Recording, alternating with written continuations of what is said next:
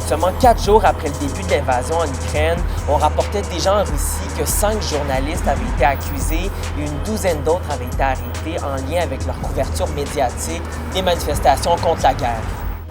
Dans les semaines qui ont suivi, la propagande et la censure russe se sont intensifiées, ce qui a forcé de nombreux médias locaux et internationaux à arrêter leurs activités ou à carrément quitter le pays.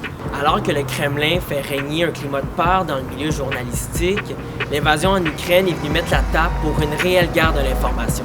Et sur le terrain, ça amène d'énormes inquiétudes pour les journalistes russes et étrangers qui peinent à faire leur travail.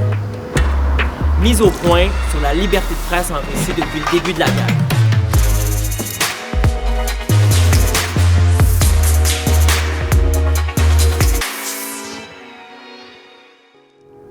En 2021, Reporters sans frontières classait la Russie en 150e position sur 180 pays en termes de liberté de presse. Cette position s'explique entre autres par l'adoption progressive de lois au Parlement russe, la Douma, qui ont rendu de plus en plus difficile le travail des journalistes. En 2012, une loi a été votée pour identifier ce qu'on appelle les agents de l'étranger. Oui, la loi sur les agents de l'étranger a effectivement été adoptée suite à la réélection de Vladimir Poutine en 2012. Il s'agissait à ce moment-là de mettre un label un peu infamant qui s'apparente un peu au label ennemi du peuple durant l'époque soviétique aux ONG qui faisaient un travail qui était estimé politiquement opposant, qui peuvent influencer la vie politique du pays et qui reçoivent des financements de l'étranger, sont en fait non pas indépendantes, mais travaillent pour le compte du gouvernement étranger. Puis en 2017, cette même loi s'est étendue aux médias internationaux. Étant donné que les médias couvraient de plus en plus le virage autoritaire du régime, le régime, en réponse, déclarait de plus en plus de médias agents de l'étranger. Le 4 mars dernier, la Douma a adopté une autre loi controversée qui criminalise toute personne partageant des informations jugées mensongères au sujet de l'invasion russe en Ukraine. On est rentré dans une sorte de loi martiale non déclarée en ce qui concerne les médias, c'est-à-dire que c'est une censure totale, une absence de liberté d'expression totale, la fermeture pure et simple de médias indépendants. Évidemment, les médias russes indépendants ont été les premiers à écoper et plusieurs d'entre eux ont choisi de mettre fin temporairement à leur travail.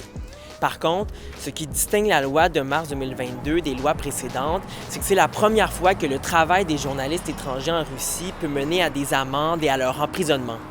Nous, les correspondants de presse étrangère, en tout cas, on était en quelque sorte le dernier bastion qui pouvait travailler de façon absolument libre et non censurée.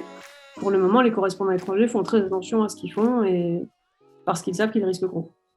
Depuis le début de l'invasion en Ukraine, pour les médias russes et internationaux, c'est donc extrêmement difficile, voire même impossible, de survivre et de continuer à partager de vraies informations.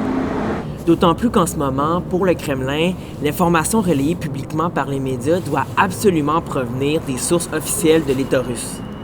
D'ailleurs, l'organe gouvernemental qui met à exécution cette censure, c'est le Service fédéral de supervision des communications, des technologies de l'information et des médias de masse, communément appelé Roskomnadzor. Non. Roskomnadzor. C'est l'instance qui inflige des amendes aux médias et aux sites web actifs en Russie et qui a aussi le pouvoir de les ralentir ou de les bloquer s'ils ne respectent pas la législation locale. Malheureusement, pour toute voix critique, difficile de voir la lumière au bout du tunnel.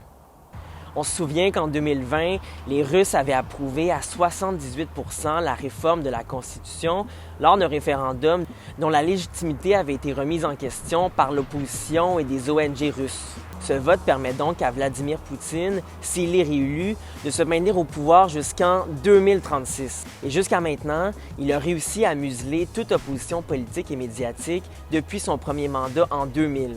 Avec les géants du web comme Facebook, Instagram et Twitter qui ont vu leur accès être restreint ou bloqué par le Roskomnadzor. Il est donc essentiel de trouver des alternatives pour continuer d'informer et de s'informer. People still needed news, and people still needed to understand this political and societal context this country exists in. Présentement, une des seules lueurs d'espoir, c'est Telegram, une plateforme de messagerie russe abondamment utilisée par les journalistes, la classe politique, les activistes et les citoyens, autant en Russie qu'en Ukraine. C'est le seul endroit, finalement, où on peut continuer de lire des médias indépendants, des médias qui ont été fermés. En fait, c'est devenu vraiment une ressource d'information avec les chats, les fils d'actualité.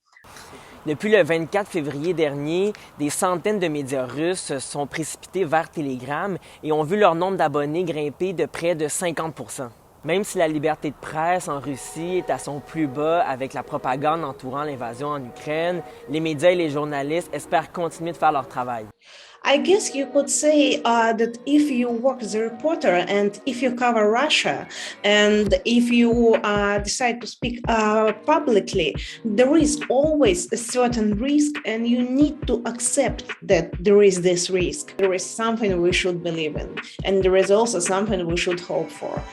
If you don't believe in it, what's the point of doing it? Quand de nombreux détracteurs du régime se font taire et arrêter, les journalistes demeurent les derniers piliers de la liberté de presse et plus encore de la liberté d'expression.